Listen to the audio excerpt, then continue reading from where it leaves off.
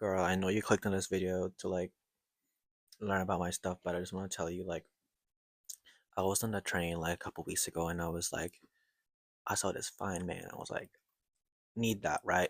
And so I decided to tune into my performative mail kind of thing and pull up my laptop and write. And I had an assignment to do. So I was like, I was serving looks. I was making sure that the sunlight was like angling me the right way, and I was like, ooh. Moral of the story is he didn't look at me, but I did get down 1,000 words and some change for my writing fiction assignment. Hi, I'm Mahal Kuya, and I'm your host of this video diary slash video podcast titled The Writer's Diary. And as you can see, we're doing this very intimate style, very much Claro Polaroid of you, pretty girl music video. MacBook tees, as you can see with the cardboard over there. Don't look at it too close, um, because I'm not about to spend $300 on a DJI microphone, $550 for a tripod, and some change. Y'all hear that? Y'all don't. We're doing this eBay microphone style tees. Thank you, thank you. Um, and today, I guess I just wanted to kind of talk about why I made this podcast, and specifically, this is more so for all my 20 something emerging writers out there and creators as well, who are stuck and confused and don't know what they're doing, just like me, because it's scary out there in the world. Girl, we don't know what they're doing. Um, we're getting paid pennies, but more on that later. Um, and so I kind of want to talk about girl, why did you make this podcast and what my kind of background is. So I am a student of the professional writing and editing student stream at RMIT. Yes, represent. Thank you. Thank you. And I am doing part-time. Um, so I'm like halfway through the course, and I'm also working, and I am a writer, girl, obviously. And I guess I've always wanted to be a writer because, girl, I was good at it, I guess. I was good at it. I was like, I was one of the English girlies in class, and I was, I was living. You know what I mean? So I was like, let me do it, cause maths. She was fine.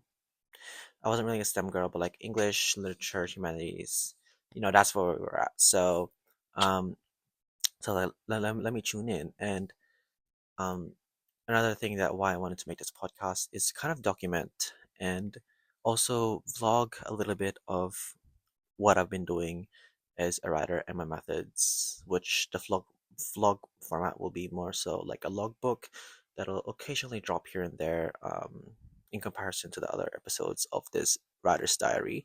Um, so yeah, and it is a bit scary as an emerging writer in living in Melbourne because um, we do kind of make pennies, and I don't want to be too negative about it. Like, yeah, like we could need more funding, but girl, we're not getting it. I fear. We mainly do this for the love of the game, for the vibes, and I remember I was sitting in one of the lecture rooms, like the big bust down seminar, Building 94, the submarine, if you know, you know. And the lecturer was like, the people in the industry within Australia or Melbourne, she described it as like, we're an island in Australia. And she's like, you can fit everyone in a room. That's how small, I guess, the industry is. And I think this really dispels the idea of the introvert writer. We're not in Bridgerton teas. We're not, POV, you're in the writer in a cabin, like down in the fucking woods somewhere in the deeper neck of the woods. We're not doing that anymore. And writing, I think, and creatives, especially as a whole, it's not done through isolation. It's done through community and upskilling, and that's one of the hardest things I've ever had to learn, especially because I'm a bit introverted, girl. I think everyone is. I think creatives are, and I was like, okay, like if you want to make this rule, like, girl, you have to like link arms with your sister and be like, girl, we got each other, you know.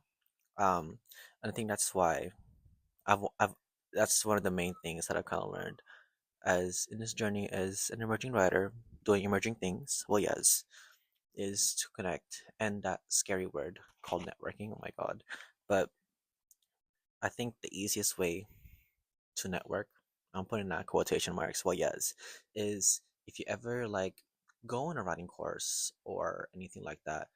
If you are ever on your first day, literally go up to someone and be like, "Hey, you're in my course. Like, what do you write? Like, let's go exchange socials."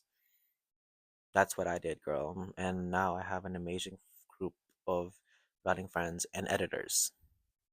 Shout out to the editors in the world. Like, y'all, like, literally go through it, like, every single time. Like, what do you mean I have to decide between an M dash and an N dash? Like, girl, I don't know. But shout out to all the editors. Like, y'all really did it.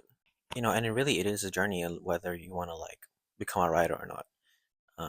And you have to think about, like, am I going to make enough money? Oh, do I have time for this? Oh, maybe I'm not good enough. Like, oh my God, like, well, maybe I want to be like, I don't know, like a scientist or whatever. And it's all really up to you, and you just gotta let that simmer. Because one of the biggest fears I had as a writer is if I was gonna make enough money, and we don't really writers like published writers, especially in like novelists in Melbourne, don't really make enough money.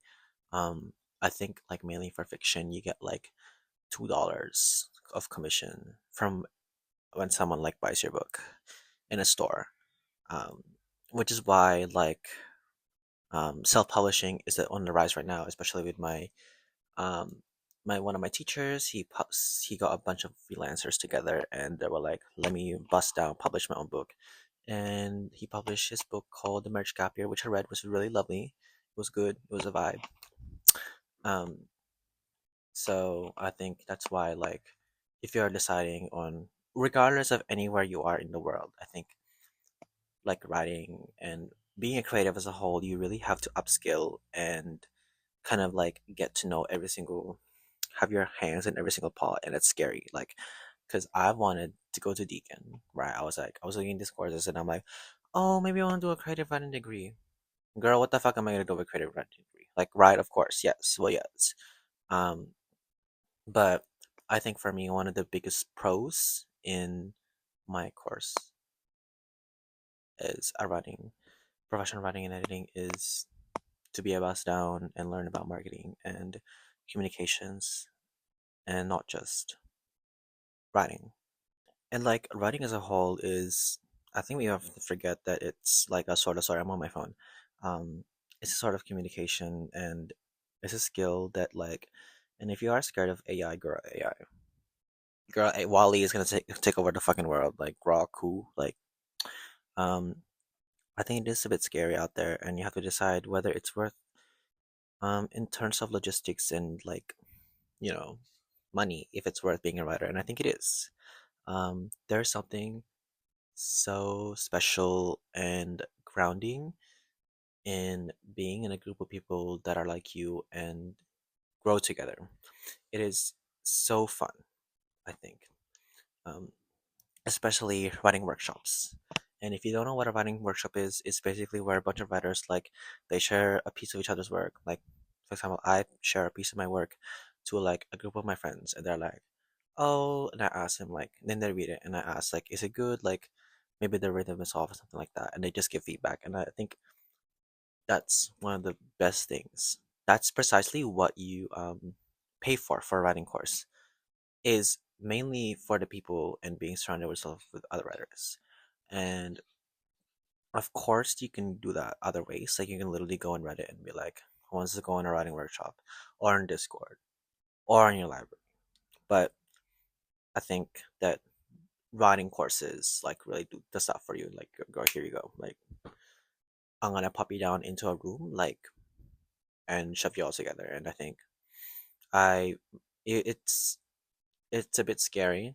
In the first time, definitely, I was like literally, like I was my first time like writing workshop. I was literally like, get me the fuck out of here. Like, I don't want to be here. Like, like you're literally looking into my soul. Like, stop looking at my soul. Like, that's my work. Like, don't ever fucking trash it. That's fucking rude. Thank you. Don't do that. But it was really nice. and it is a bit scary, like sharing a piece of your work. I've had many friends who are like, "Oh, I don't want to share my work." Girl, let that ego drop down. Let your walls down drop. Why am I literally Michelle Lee right now? Um, hold up. But yeah, I think that I think one of the best things that the tip is just to really get into groups, please. Get into writing groups. Girl, it's scary, but just do it. Girl, just do it. Thank you. And especially now, like, um, and regardless if you want to be like a full down bust down writer, like if you're thinking like, oh, I want to be maybe not Colleen Hoover, but more like Sally Rooney kind of vibes, like famous and well known. I think that like for me especially, just publishing your own work is great.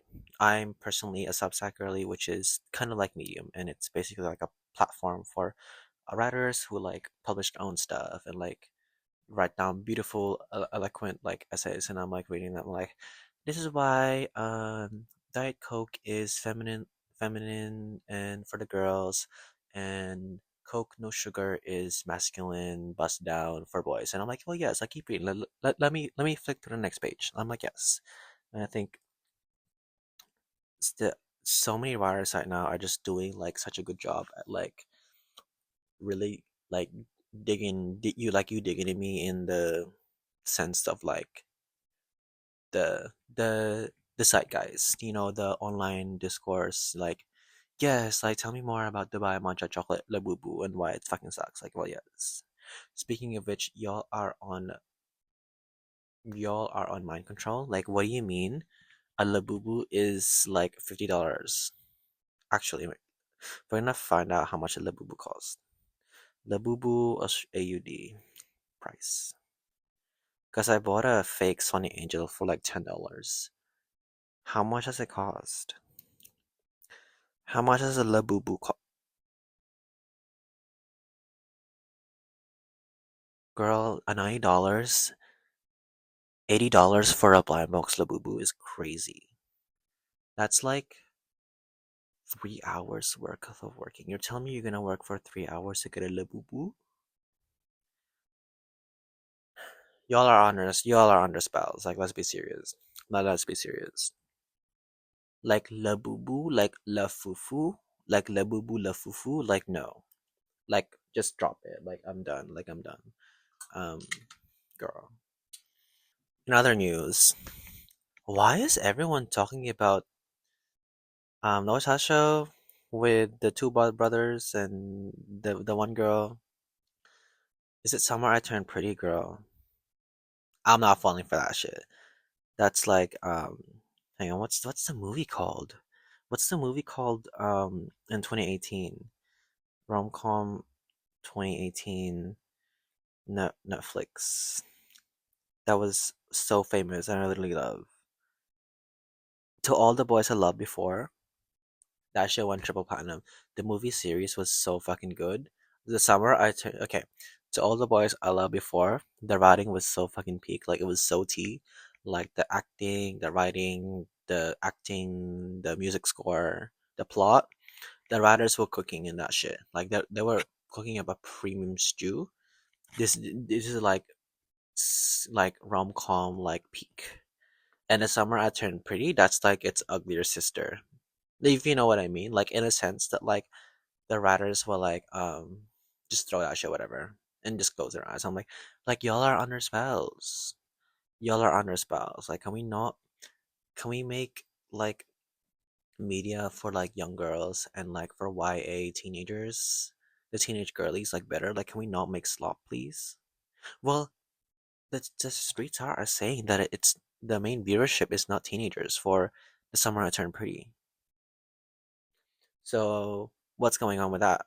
Can we get the marketing girlies on these, please? Can we get the marketing girlies on this? Can we talk about it real quick? Thank you. Um, Girl, I don't know what else to talk about. I literally have work in like 2.5 hours. Let me see.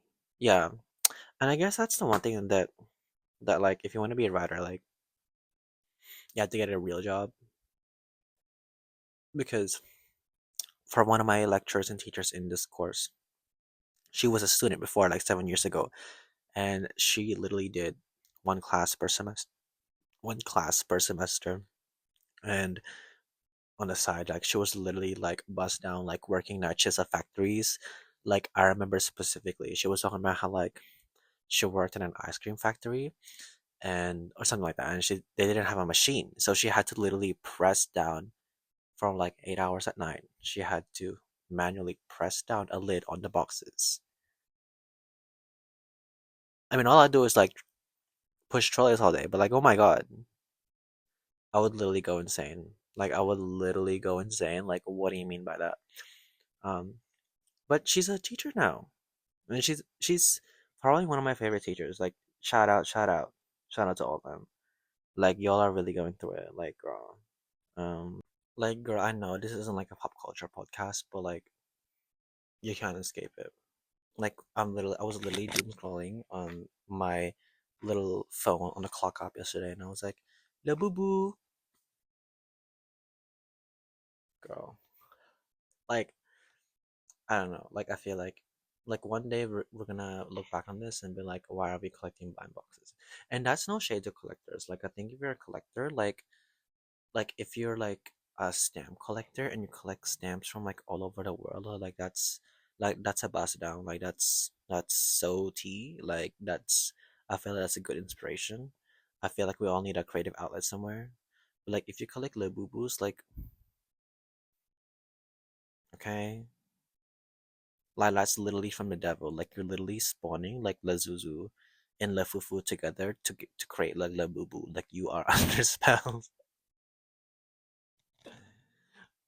This brain rot is crazy, but I think that we need to get off our phones. Like me staring at my phone while I'm saying that, like, well, yeah, looking at my notes, I'm like trying to be like a professional podcaster. Like, well, yes. Um, someone do like a timer how many times I said, well, yes, like take a shot challenge. But um, I want to talk to y'all about like my first ever job, first ever interview, like going for a writing job. It was so it was so traumatic. It was a couple years ago. I didn't even get it, but okay. So imagine me. I was like so sad. Like I was unemployed boots, like literally struggling out there. And I was like scrolling in Indeed, and I was like, "Ooh, let me apply." And then it took me to another government website, and I was like, "Ooh, T," and I literally called them and was like, "Hey," and they were like, "Hi," and I was like, "Do y'all want a writer? Like, is the position still available? Like, I'm a writer from RMIT, like I'm making nations," and they were like, "Yeah, come in. Like, this is the address. Like, come in boots. Like, bust down writing. Like, this is like an office tech support slash copywriting position." I was like, "Yes, like, please accept me." And I was like, okay. Flashback a few days after that. I'm like, we're jumping ahead. I went to my friend's house in Collingwood. We love Collingwood in this household. Um, and I was like, oh my god, like I have, I have like an interview, and we were just like fucking around and shit. Like okay, like kicking and cooking, and then we were talking about writing and stuff like that. And then I literally ran to the station, but I got a stain on my shirt, and I was wearing this gorge like um. This is what if you picture in your mind. I was wearing boots, the Zara boots, and I was wearing the Uniqlo like patterned English teacher plaid pants, and I was wearing this like formal t-shirt, and it was gray, and there was like a little thing on it, and I wanted to give like sophisticated formal but a little playful writing tees, and it was sweating, right? And I got a stain on my shirt. And I had to use like stain remover. It was sweating, it was hot. It was the Australian summer was like beating down on me. And I was writing for like an interview, which I thought was literally gonna change my life. Like, girl, maybe it wasn't. And I was like, oh my god, like I'm gonna be late and type shit. So imagine me, I was running to the station, right, with a ring of like red makeup like around my t-shirt, and it was so hot as well. And I was running late, and I searched up the place, right, The place wasn't there. It was at a mall. It was at a mall. And I was calling my other friend. I was like, "Oh my God, like I don't know where it is. Like I'm literally gonna crash out and die." And um, like they're not gonna like me. They're literally gonna throw me away. Like I'm a fraud. And just like, this is my other friend, and she's like, "Girl, just call the person again." So I did, and I had to be like, "Hey, like, what's your address?" And it literally took me. I was like 20 minutes late to the interview, and the gag is right. This is your first time like interviewing for a writing job, esque, and you expect like a bust down like office. It was not an office. Mm-mm.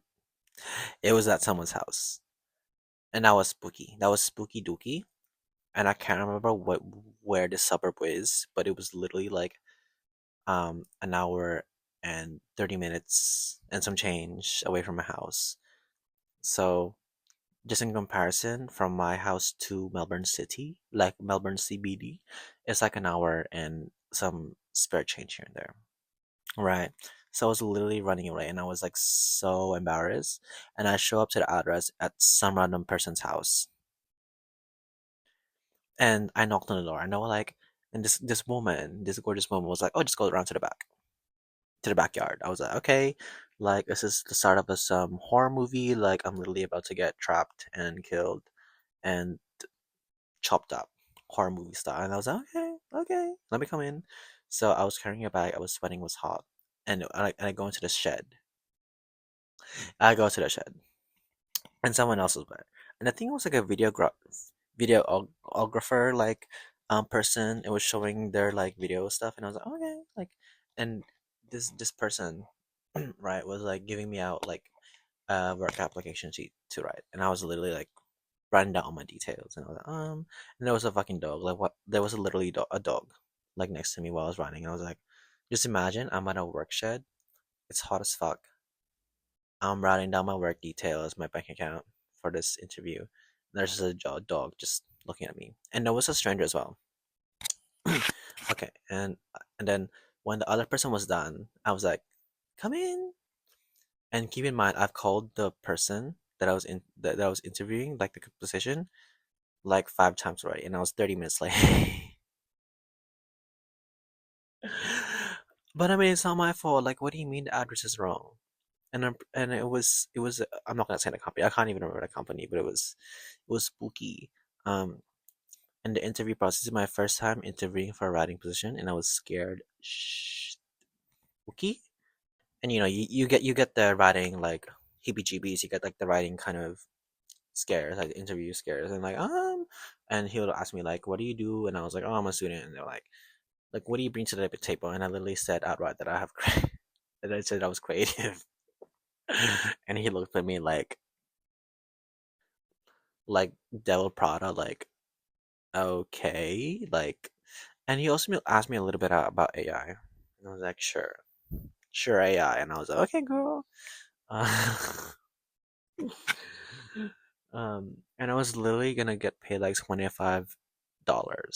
That's AUD, 25 AUD doll hairs for an office assistant job and some spare change and to write and use AI, and I was like, girl, no wonder why I didn't get the job. Like I showed up 30 minutes late and I didn't even answer the interview questions properly. Moral of the story, I didn't get it. But maybe it wasn't supposed to be, you know. Like, girl, if I showed up to someone, if I was the hiring manager person and someone showed up to the interview like 30 minutes late, like I too would like bust down, like say no. No thank you, no diva. Um and I guess like, it was a moment. It was a lesson. Daddy's lessons were learned.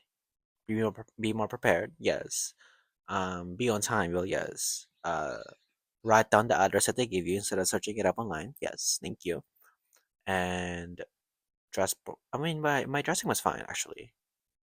I'll insert a photo here if I can remember it, but you know, and it was a step. It was very vulnerable. It was like a couple years ago. I was like, oh my god, like I'm never gonna get a job, and maybe I'll be stuck at a real job forever. Quotation marks, but um, but it was a vibe. Like I really loved it.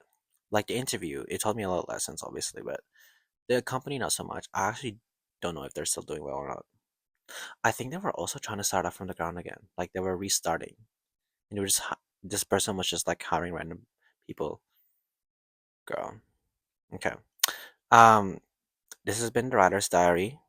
I'm literally gonna go to work in a little bit. Um, thank you so much for listening. Oh, reading list. Every single episode, we're gonna do a reading list, and it's just a piece of media that I've been consuming and loving. It doesn't have to be a book, but I am currently reading um, Careless People, a cautionary tale of power, greed, and self idealism by Sarah Wynn-Williams. And it's basically about this woman who worked at Facebook at the start and how she kind of got disillusioned and kind of left. And it's so good. Like, I feel like if you primarily read like fiction, you're missing out on a lot of good nonfiction pieces. Like, it's a good read so far. And speaking on brain rot, I was reading this New Yorker article. I'm just looking it up right now. Labubu. Um, hang on. It's something about IRL brain rot. Girl, I'm trying to find it. Um, I have it on my phone.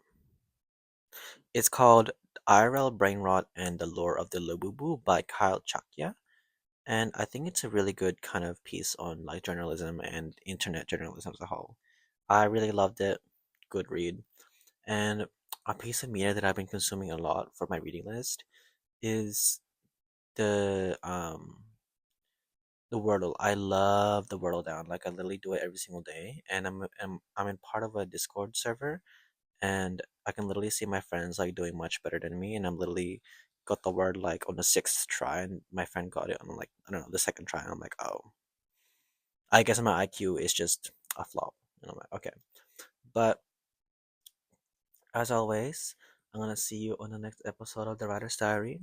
All my work, all my blogs and Substack and social media accounts, and all the pieces of media and books that I've recommended will be down on the description.